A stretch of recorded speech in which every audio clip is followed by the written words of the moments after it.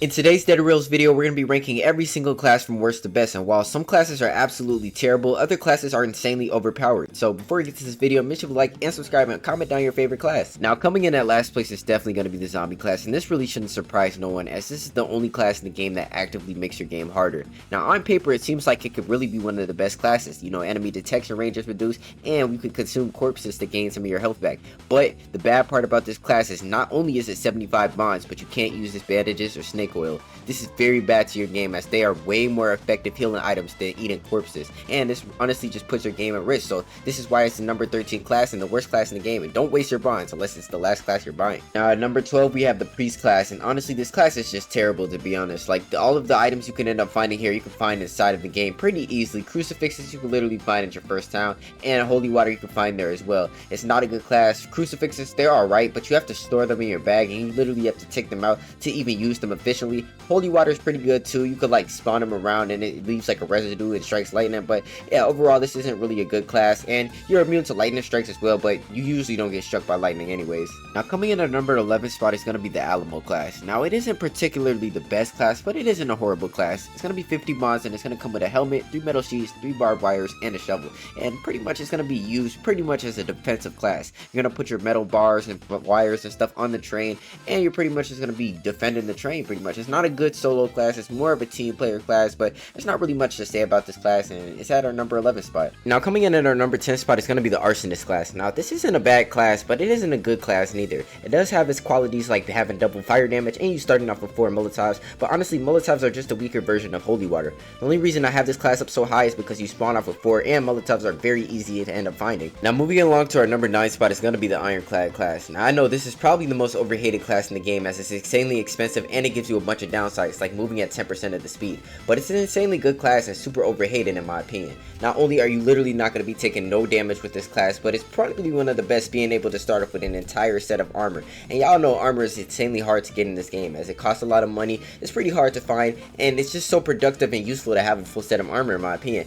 I really don't see the hate for this class. Also, if you do get the vampire knife, it's insanely good as well. Like you're probably not even going to die with the vampire knife. You're going to be able to out heal any damage you take. So yeah, it's probably one of the most overhated classes in my opinion, and I wouldn't say buy it first, but it's probably, if you do get enough bonds, I'd say maybe invest in it. It's a really good class, and I think with a couple more buffs it might even be one of the best later on, but right now it's at our number 9 spot. Now moving into our number 8 spot is going to be the horse class. Now honestly I don't think it's the best class in the game, but I don't think it's horrible neither. Now if you don't know how to get this class, you basically ended up getting it from the April Fool's horse game mode, and once you ended up completing it you ended up getting the class for free. Now it's not a terrible class, it runs really fast, it's kind of like a vampire class, but you don't take damage from the sun. The one major downside to this class, however, is you cannot use the train. Well, I mean you can for like the first 10 seconds, but then once you end up getting off the train for the first time, you literally can't sit down no more. So for most of the game, you're literally on feet, and it's not a bad class. You'll really be mostly just playing keep your distance with this class. But yeah, I mean if you time it right, you know what I'm saying, use your resources, it's not a terrible class. Now moving on to our number 7 spot is going to be the Conductor class. Now personally, this is one of my favorite classes inside of the entire game, as it has a plethora of benefits,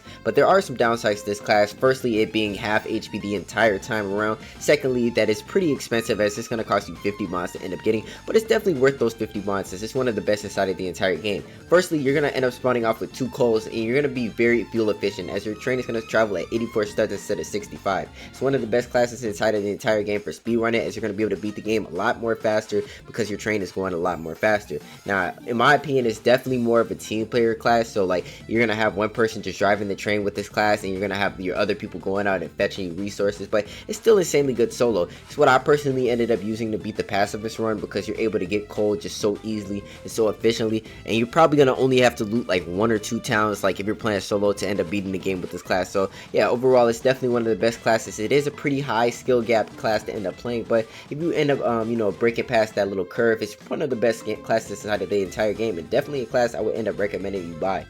Now coming in at our number 6 spot is going to be the Doctor class. Now in my opinion, this is probably one of the best starter classes inside of the entire game, as there's a bunch of benefits to this class. Firstly, this class is only 15 bonds, so it's pretty affordable and you can get it pretty early on. Now the thing about it is you're going to spawn off with 2 bandages and 2 snake oils. Also, you're going to be able to revive teammates without any bandages, so if your teammate goes down, you don't have to have a bandage in your inventory. You can revive them whenever, but you do have bandages in your game. This is a very beginner friendly class as well. It's not a pretty hard class to use. It's as simple as being able to revive your teammates without bandages. The one downside of being able to revive your teammates though is that when you revive your teammates, it takes away 50% of your HP. This could be detrimental, but your teammates aren't really going to end up dying later on, and early on you'll be able to, you know, take breaks and heal and stuff. And yeah, it's very good. The snake oils and bandages that you end up getting early on are going to be really good to getting your game set up. Probably some of the best starter items inside of the entire game. And yeah, I mean, it's also a pretty situational class, so you know, you might not get value out of it all the time, but most of the time you are going to get value, and it's just one of the best classes inside of the entire game. And this is going to be our number 6 spot right here. Now, making our way into the top 5, at number 5 we're going to have the high roller class. Now this is one of the best classes inside of the entire game, as everything you're going to sell is going to be 50% more value. So if you sell something for $50, it's going to give you 75 in return. It's an absolutely broken class and one of the best team classes inside of the entire game.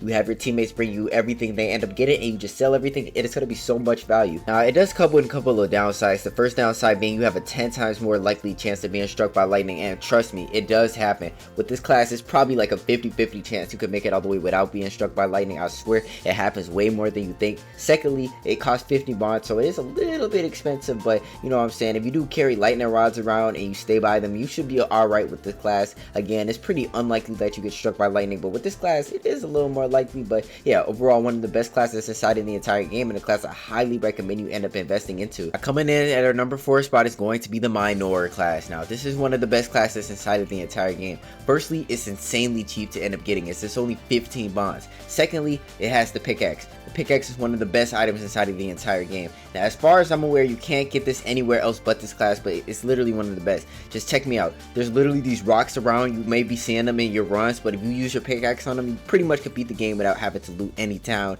any fortress, none of that. All you do is just go break the rocks and you'll get the coal and stuff. This class also spawns off with 2 coal, so you know that's pretty good as well. But yeah, I mean, this is literally one of the best classes inside of the entire game, and there is literally no reason you don't have this as one of the first classes you end up buying. You also get the miner's helmet as well, so you can end up seeing in the dark, and just overall one of the best classes inside of the entire game. And that's going to be our number 4 class. Now, coming in at number 3 is going to be the cowboy class. And what can be said about this class? It's an absolutely great class. It's going to come with 2 revolver ammo, 1 shovel, 1 revolver, and 1 saddle. The bad thing about this class is it does cost 50 bonds, but it's definitely a lot worth it. Like, it's one of the best classes in the game in my opinion. It's going to get your early game started because you're going to start in with that revolver. You'll be able to clear your first town very easily, and with that tamed horse, very easy, very simple, and very fast, and one of the best classes inside of the entire game. It doesn't have a lot of downsides, so if you do have 50 bonds left over, definitely get this class. It's the 3rd best class in the game and just an absolutely phenomenal class. Now coming in at number 2 is going to be the vampire class, and y'all all probably seen this coming. It's one of the best classes inside of the entire game. It's going to cost you 75 bonds, but it's well worth it. Now one thing about this class is it's a very non-beginner friendly class. You have to be more experienced at the game to use this class efficiently,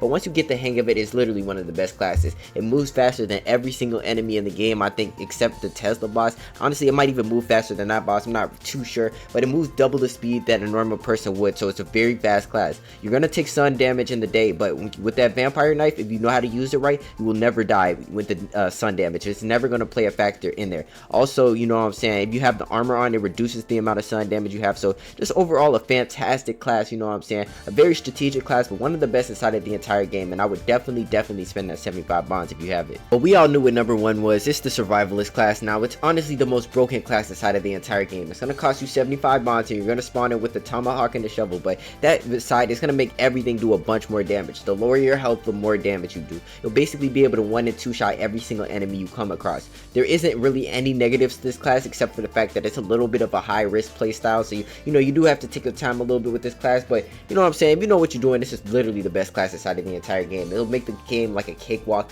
and if you guys do have the bonds, make sure you do invest in this, and yeah, it's one of the best classes inside of the entire game. But that's gonna be it for this video. Bye.